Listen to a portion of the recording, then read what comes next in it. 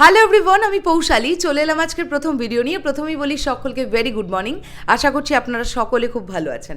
আজকের প্রথম ভিডিওতে আমরা আপকামিং একটা বাংলা সিনেমার টাইটেল ট্র্যাক নিয়ে কথা বলবো। সিনেমাটার নাম হচ্ছে দাবাড়ু। যখন এই দাবাড়ু টাইটেল ট্র্যাকের টিজার এলো তখনই আমি এই গানটা নিয়ে ভীষণভাবে এক্সাইটেড ছিলাম এবং আমার মনে হচ্ছিল এই গানটি খুব ভালো হবে। তো শোনার পরে আমার রিয়াকশন কি, গানটা কি ভালো নাকি গানটা খারাপ, সেটা নিয়ে কথা হোক এই ভিডিওতে। আমি এই প্রজেক্টটা নিয়ে আরও বেশি করে এক্সাইটেড, তার অন্যতম একটা কারণ হচ্ছে অরিত্র ব্যানার্জি। যখন আমাদের কমিউনিটি থেকে কেউ একজন এত বড় একটা কাজ করছে তখন তো আমাদের প্রত্যেকের প্রাউড ফিল করা উচিত। ডেফিনেটলি আমরাও অরিত্রর জন্য অনেক বেশি প্রাউড ফিল করছি, কেননা চিত্রনাট্য লেখার দায়িত্বটা অরিত্রর কাঁধে এসে পড়েছিল এবং অরিত্র এটা খুব দায়িত্ব নিয়ে করবে এমনটাই আমরা সকলে আশা রাখতে পারি। আমি তো ভীষণই আশাবাদী। চলে আসি গানটা কীরকম লাগলো।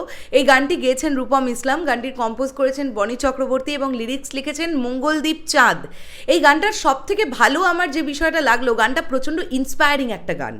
আমরা সবাই জানি যে সূর্যশেখর গাঙ্গুলির জীবনকে কেন্দ্র করে এই ছবিটাকে তৈরি করা হচ্ছে, দাবাড়ু সূর্যশেখর গাঙ্গুলি। এবং খুব লক্ষ্য করে দেখলে আমরা দেখতে পাবো যে 15-16 বছর এই এজটাকে সবচেয়ে বেশিভাবে দেখানো হচ্ছে ছবির মধ্যে। যদি আমরা মানে এই ছবির যতগুলো দিক এসছে, টিজার বলি গান বলি, আমরা দেখব এই এজটাকে বেশি প্রায়োরিটি দেওয়া হচ্ছে। এর আগে যে রোম্যান্টিক ট্র্যাকটা এলো ঝগড়া করি চল, সেখানেও কিন্তু আমরা ওই এজটাকেই দেখতে পেয়েছি। এই এজটাকে বেশি করে দেখানো হচ্ছে, তার কারণটাই খুব সম্ভবত এই এজে সূর্যশেখর গাঙ্গুলি ইন্ডিয়াকে বারবার রিপ্রেজেন্ট করেছিলেন দাবা খেলে খেলে এবং তিনি ন্যাশনাল চ্যাম্পিয়ন হয়েছিলেন। তো তিনি ছোটোবেলা থেকেই প্রচণ্ড ভালো দাবা খেলতেন, আর আমার মনে হয় এই এজটাকে বেশি প্রায়োরিটি দেওয়া হবে গল্পের মধ্যে। তাই জন্য এই এজটা বেশি বেশি করে আমাদের চোখের সামনে আসছে এবং দেখানো হচ্ছে। তা আমার কিন্তু দারুণ লেগেছে, কম্পোজিশন প্রচণ্ড ভালো এই গানটার। রূপম ইসলাম অ্যাজ ইউজুয়াল প্রচণ্ড ভালো গেয়েছেন। স্পেশালি যেই জায়গাটা হুক পয়েন্টটা আসছে, দাবাড়ু, এই জায়গাটা ভীষণই ক্যাচি, পুরো গানটা ক্যাচি। একদম শেষের দিকে এসে আমরা একটা ছোট্ট মতন র্যাপ শুনতে পাই, সেটাও শুনতে কোথাও না কোথাও গিয়ে কিন্তু বেশ ভালো লাগে। আমার সব মিলিয়ে দাবাড়ুর টাইটেল ট্র্যাক বেশ ভালো লেগেছে। আগের গানটার রিভিউ আমার করা হয়নি, কেননা আমি বাড়িতে ছিলাম না।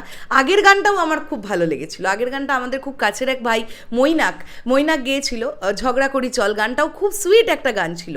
তো দাবাড়ুর গানগুলো কিন্তু বেশ ভালো হচ্ছে। এবারে দেখা যাক সিনেমাটা কীরকম হয়। অবশ্যই আমি আশাবাদী থাকবো।